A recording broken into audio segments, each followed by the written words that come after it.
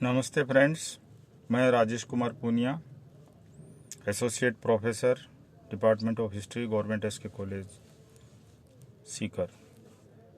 आज हम यूरोप में धर्म सुधार आंदोलन डिस्कस करेंगे। सबसे पहले हम ये जानेंगे कि ये धर्म सुधार आंदोलन क्या था और यूरोप में इसके प्रारंभ होने के क्या कारण थे। स्टूडेंट्स, मध्यकाल में यूरोपीय जनजीवन पोप एवं रोमन कैथोलिक चर्च से प्रभावित था। जन्म से लेकर मृत्यु तक अनेक संस्कार चर्च द्वारा ही संपादित होते थे। चर्च के पास अचल धन संपत्ति थी। पादरी वर्ग के जीवन में विलासिता आ गई थी और उसका नैतिक पतन हो गया था। पुनर्जागरण ने धर्म के क्षेत्र में तार्किक चिंतन और आत्मविश्लेषण को प्रोत्साहन दिया। फलतः नए प्रश्न उत्पन्न हुए। व्यक्ति और ईश्वर के मध्य सीधे संबंध को उचित समझा गया और धर्माधिकारियों की मध्यस्थता को चुनौती दी गई। जॉन वाइक्लिफ, जॉन हस, सेवनरोला, इरेस्मस और मार्टिन लूथर आदि ने पोप की सर्वोच्च सत्ता को चुनौती दी और इस प्रकार इन धर्म सुधार प्रणेताओं के कारण यूरोपीय कैथोलिक जगत में धर्म सुधार अनिवार्य हो गया। इतिहासकार हेज के अनुसार कैथोलिक चर्च में सुधार के प्रयास के परिणाम स्वरूप जो धार्मिक आंदोलन हुआ और जो नए धार्मिक संप्रदाय बने उसे समष्टि रूप से धर्म सुधार आंदोलन कहा जाता है। वार्नर एर मार्टिन ने भी धर्म सुधार आंदोलन को परिभाषित किया है कि धर्म सुधार आंदोलन पोप पद की सांसारिकता व भ्रष्टाचार के विरुद्ध एक नैतिक विद्रोह था। आइए अब हम विचार करते हैं कि धर्म सुधार आंदोलन के क्या कारण थे। राष्ट्रीय राजवंशों का उदय, धनी व्यापारिक वर्ग और मानववाद तथा पुनर्जागरण द्वारा प्रेरित व्यक्तिवाद और विचार स्वतंत्रता आदि ने धर्म सुधार आंदोलन की पृष्ठभूमि तैयार की थी। धर्माचार्य ईसाई धर्म के आदर्शों के विपरीत आचरण करते थे और विलासितापूर्ण एवं ऐश्वर्यशाली जीवन व्यतीत करते थे। वैज्ञानिक पद्धति के विकास ने कई धार्मिक मान्यताओं को संदेह के कटघरे में ला खड़ा किया था। इन सब कारणों से कैथोलिक चर्च के प्रति लोगों में रोष एवं असंतोष व्याप्त होने लगा। सबसे पहला, वैज्ञानिक प्रगति। पुनर्जागरण से 14वीं-15वीं सदी में जगत और ईश्वर संबंधी वैज्ञानिक विचारों का प्रादुर्भाव हुआ, जिसने चर्च की मान्यताओं को खंडित किया। कोपरनिकस ने स्पष्ट किया कि सूर्य विश्व का केंद्र है, पृथ्वी नहीं। अन्य विचारकों ने धार्मिक विश्वास के विपरीत यह प्रतिपादित किया कि मनुष्य स्वयं अपने भाग्य का विधाता हो सकता है। मेरिनर्स कंपास की खोज से समुद्री यात्राओं को प्रोत्साहन मिला। यूरोप के लोग विभिन्न गैर ईसाई संस्कृतियों के संपर्क में आए। परिणाम स्वरूप ईसाई धर्माडंबर का पर्दाफाश होने लगा।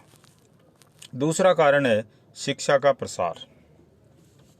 पुनर्जागरण के परिणाम स्वरूप यूरोपीय देशों में धर्मनिरपेक्ष विषयों का अध्ययन प्रारंभ हुआ, जैसे गणित, भूगोल, सौंदर्य शास्त्र इत्यादि, जिससे व्यक्ति ईसाई धर्म की कुरीतियों को समझने लगा।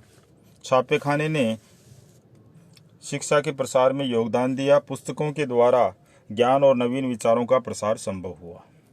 बाइबल का अनेक देशी भाषाओं में अनुवाद होने से सामान्य जन भी ईसाई धर्म के मूल सिद्धांतों को समझने लगा। जर्मनी, फ्रांस, इंग्लैंड में नए विश्वविद्यालयों की स्थापना हुई, जो कालांतर में धर्म सुधार के अधिकांश नेताओं की गतिविधियों का केंद्र बने। तीसरा कारण है आर्थिक परिवर्तन। मध्ययुगीन अर्थव्यवस्था कृषि प्रधान थी और सामंती नियंत्रण में थी। कृषकों को स्वतंत्रताएं नहीं थी। इसी प्रकार उद्योग भी श्रेणी व्यवस्था के अधीन थे। 16वीं सदी में राष्ट्रीय राज्यों की स्थापना के साथ ही सामंतों एवं श्रेणियों के बंधन ढीले पड़ने लगे। कृषि एवं उद्योग में नवीनता आई और उत्पादन में वृद्धि हुई। इससे व्यापारिक समृद्धि आई और नव धनाढ्य व्यापारिक वर्ग अस्तित्व में आया। यह वर्ग धन के प्रयोग से ऐश्वर्य युक्त जीवन व्यतीत करना चाहता था, किंतु यह ईसाई धर्म के विरुद्ध था। इसी प्रकार ईसाई धर्म में ब्याज व मुनाफा का निषेध था, जबकि व्यापारिक वर्ग के लिए ये दोनों ही चीजें आवश्यक थी। इसी कारण नवोदित व्यापारिक वर्ग ने धर्म सुधारों को प्रोत्साहन दिया और जब राजाओं ने पोप से संघर्ष किया तो इस वर्ग ने राजाओं का साथ दिया। अब हम चर्चा करते हैं अगला कारण, चर्च के संगठन में दोष। मध्यकाल में चर्च का संपूर्ण संगठन दूषित हो चुका था। पद बेचे जाते थे, पद अर्थात पादरियों के पद। इन्हें खरीदकर भ्रष्ट अमीर जो हैं वे ऐश्वर्य एवं विलासिता का जीवन व्यतीत करते थे। शासन एवं समाज के प्रत्येक क्षेत्र पर अंकुश लगाकर चर्च ने काफी संपत्ति एवं शक्ति अर्जित कर ली थी।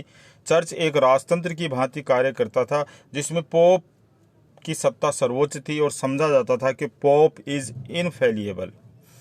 उसकी दो शक्तियां थी जिसके द्वारा कि चर्च संपूर्ण यूरोपीय समाज और राजनीतिक जीवन को अपने कब्जे में ले रखा था। एक था इंटरडिक्ट, अर्थात पोप रोम का पोप चाहे तो यूरोप के किसी भी गिरजाघर को बंद कर सकता था, और दूसरा था एक्स कम्युनिकेशन, यानी कि यूरोप के किसी भी राष्ट्र के राजा को रोम का पोप धर्म से पदच्युत कर देता था, और धर्म से पदच्युत होने के बाद राजा को अपनी गद्दी से हाथ धोना पड़ता था।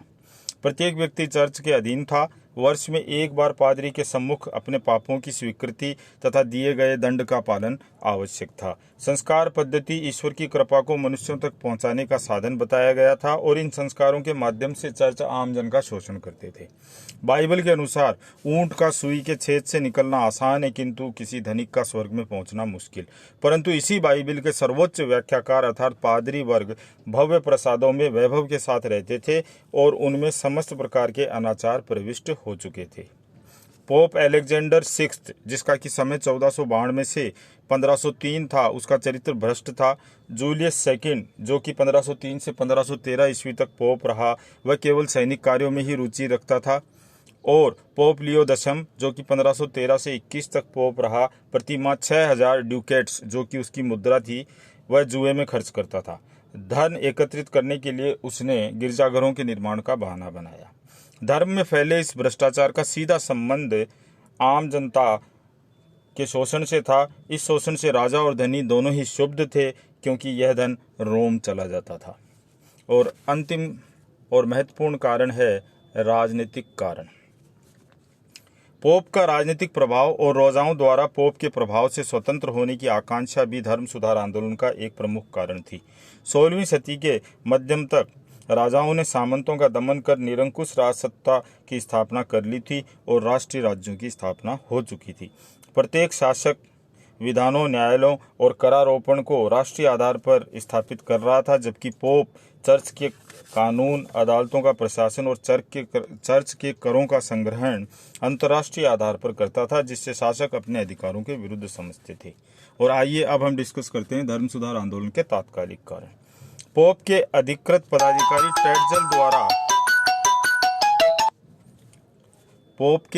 पदाधिकारी टैटजल द्वारा जर्मनी में पाप मोचन पत्रों अथवा अनुग्रह पत्रों अर्थात इंडल्जेंसेस का विक्रय। 1517 ईस्वी में टैटजल ने जर्मनी के विटनबर्ग में पाप मोचन पत्रों को खुलेआम बेचने लगा, तो मार्टिन लूथर ने अपने प्रसिद्ध 95 थीसिस अर्थात 95 प्रसंगों द्वारा इसका डटकर विरोध किया।